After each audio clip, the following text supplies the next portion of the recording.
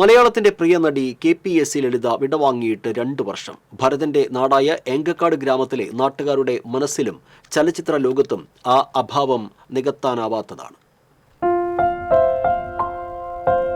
1978 വടക്കാഞ്ചേരിയിലേക്ക് സംവിധായകൻ ഭരതന്റെ ഭാര്യയായി ഏങ്കക്കാടിന്റെ മരുമകളായി എത്തിച്ചേർന്ന ലളിത ഭരതന്റെ വേർപാടിന് ശേഷം അക്ഷരാർത്ഥത്തിൽ വടക്കാഞ്ചേരിയുടെ മകളായി മാറിയിരുന്നു.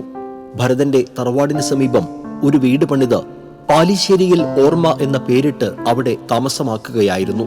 തുടർന്ന് ലളിതയുടെ മണിയേട്ടന്റെ ജന്മനാടായ ഏങ്കക്കാടിന്റെ ഓരോ സ്പന്ദനങ്ങളിലും ലളിത ഉണ്ടായിരുന്നു.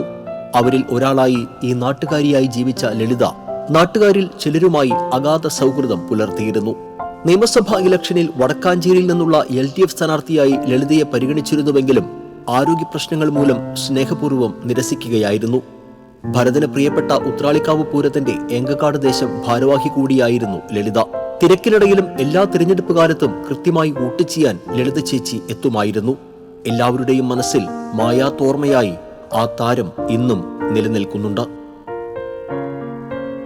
ഞാൻ മരിച്ചുപോയാൽ എന്നെ ഓർമ്മിക്കുമോ? പ്രിയപ്പെട്ട നാരായണി, ഓർക്കും. എങ്ങനെ ഓർക്കും? നാരായണിയുടെ അടയാളം ഈ ഭൂഗോളത്തിൽ എങ്ങുണ്ട്.